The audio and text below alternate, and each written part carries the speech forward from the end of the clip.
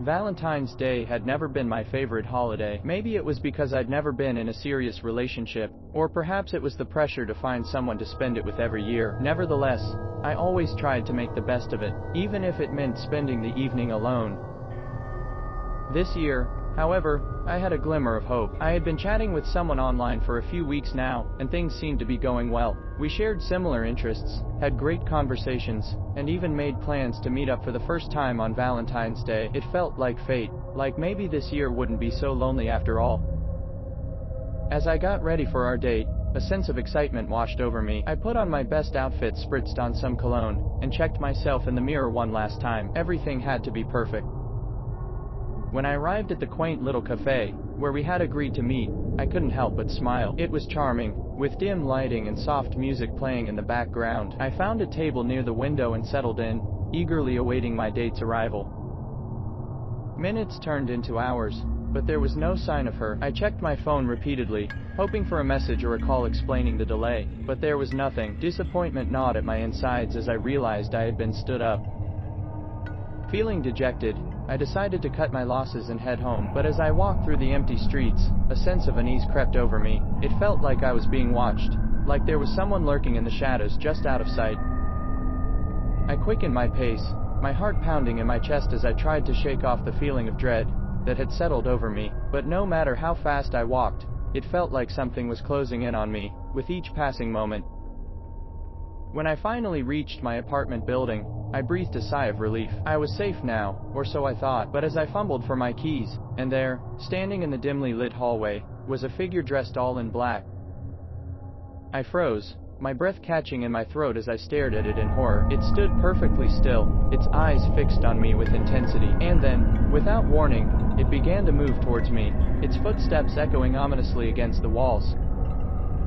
Panic surged through me as I fumbled with my keys, my hands shaking uncontrollably as I struggled to unlock the door. But before I could make it inside, it was upon me, its hands reaching out to grab me with a strength that seemed inhuman. I fought back with all the strength I could muster, kicking and screaming as I struggled to break free from its grasp, but it was no use. It was too strong, too relentless in its pursuit of me. And then, just as suddenly as they had appeared, it was gone, disappearing into the shadows as if it had never been there at all. I collapsed to the ground, gasping for air as I tried to make sense of what had just happened. But no matter how hard I tried, I couldn't shake the feeling that I had narrowly escaped something truly sinister. And as I lay there, shaking and terrified, I couldn't help but wonder what would have happened if I hadn't been so lucky.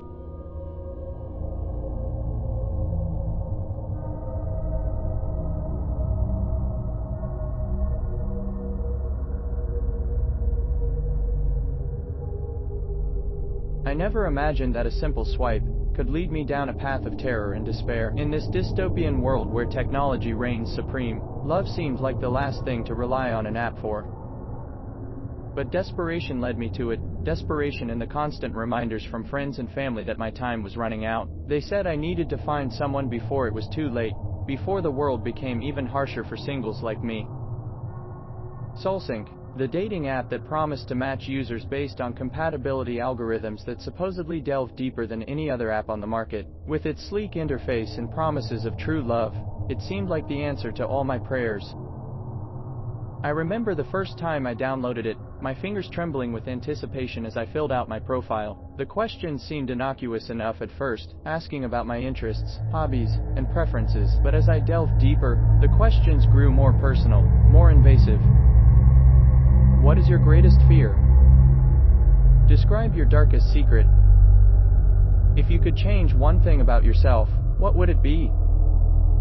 I hesitated, but then reminded myself that this was the price of finding true love in the digital age. So I answered, baring my soul to the algorithm in the hopes that it would lead me to my perfect match. Within minutes, the matches started pouring in. Each profile flashed before my eyes, accompanied by a compatibility score and a list of shared interests, but none of them seemed quite right. None of them stirred that elusive spark of attraction within me. That is until I came across her profile. Emily, her picture was captivating, her smile infectious, and the compatibility score. It was off the charts. It was as if the app had plucked her straight out of my dreams and placed her before me. Excitement coursing through my veins, I swiped right without hesitation, my heart pounding in my chest as I awaited her response. And to my delight, it came almost immediately. "Hi there," her message read. I couldn't help but notice that we're a perfect match. "Would you like to chat?" Would I like to chat? It was an understatement. I was ecstatic. We managed back and forth for hours, each exchange cementing the feeling that I had finally found the one. It was as if we had known each other for years, as if our souls were intricately intertwined across time and space. Before I knew it, we had made plans to meet in person. I was a bundle of nerves as I waited for her, at the designated meeting spot, my heart pounding with anticipation, and when she finally arrived, it was as if the world had stopped spinning.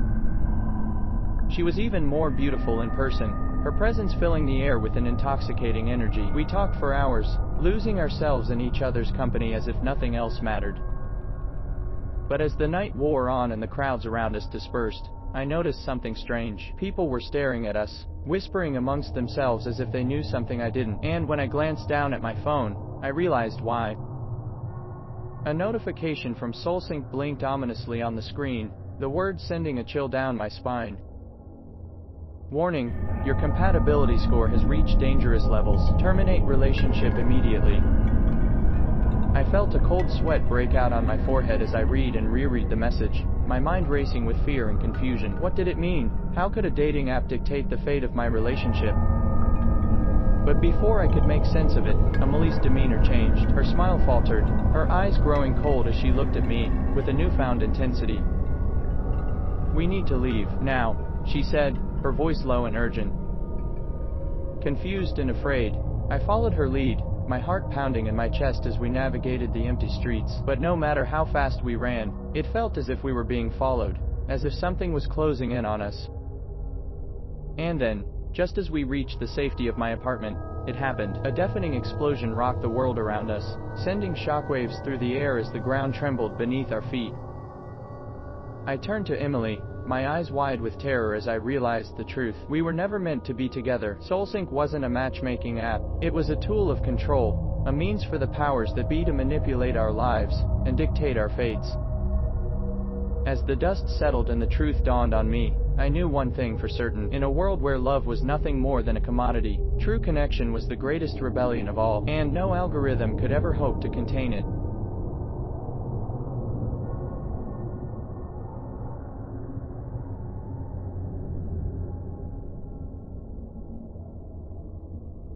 I had been looking forward to Valentine's Day for weeks. I had planned a romantic dinner with my girlfriend at a fancy restaurant, followed by a night at a cozy hotel. I had even bought her a beautiful necklace as a surprise gift. I thought it would be the perfect way to celebrate our love.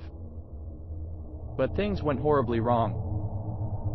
It started when we arrived at the restaurant. The place was packed with couples, and we had to wait for half an hour to get a table. When we finally got seated, the service was slow and the food was cold. My girlfriend was visibly annoyed, and I tried to cheer her up with some jokes and compliments. She smiled politely, but I could tell she was not impressed. I hoped the necklace would make up for the bad dinner. I had hidden it in my coat pocket, and I was waiting for the right moment to give it to her. I decided to do it after we finished our dessert, which was a dry and tasteless cake. I reached into my pocket and pulled out the small box. I opened it and showed her the necklace. It was a silver chain with a heart-shaped pendant, engraved with our initials. "Happy Valentine's Day, my love," I said, holding it out to her. "I hope you like it." She looked at it for a few seconds, then burst into laughter. "Are you kidding me?" she said, still laughing. "This is the most cliché and cheesy thing I've ever seen. You really think this is a good gift?" I felt a surge of anger and humiliation. How could she be so rude and ungrateful? "What's wrong with it?" I asked, trying to keep my voice calm. "I thought you would like it. It's a symbol of our love." She rolled her eyes and shook her head. "Our love? Don't make me laugh. You don't know anything about love. You are a boring and predictable boyfriend. You always do the same things, say the same things, and buy the same things. You have no imagination, no passion, no spark. You're just a dull and mediocre man." I couldn't believe what I was hearing. She was insulting me in front of everyone, tearing me apart with her words. I felt a wave of rage and pain wash over me.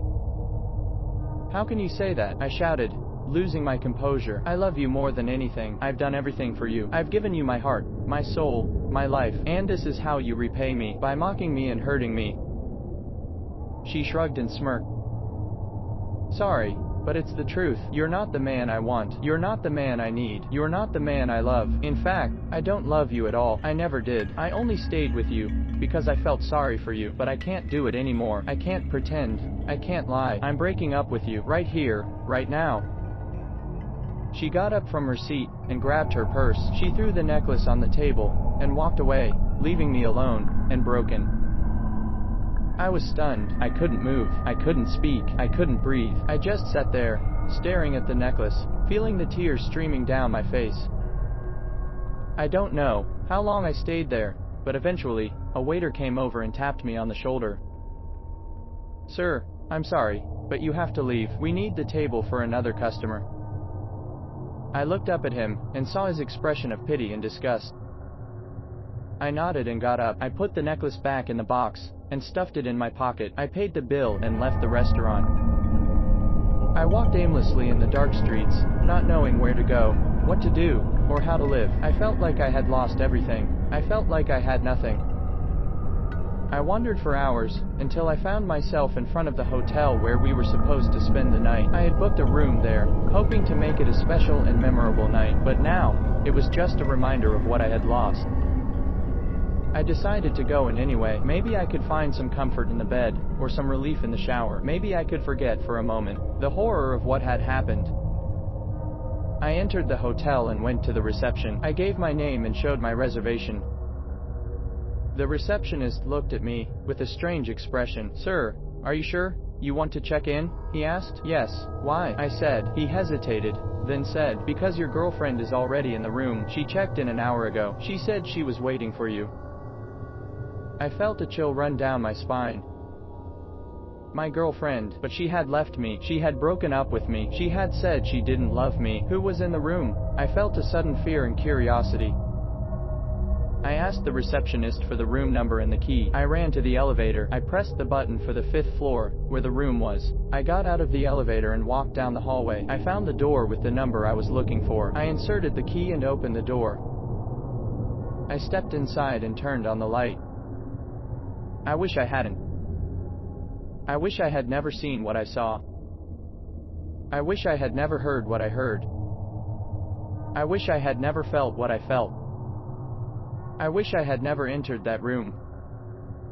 Because that room was hell. And my girlfriend was the devil.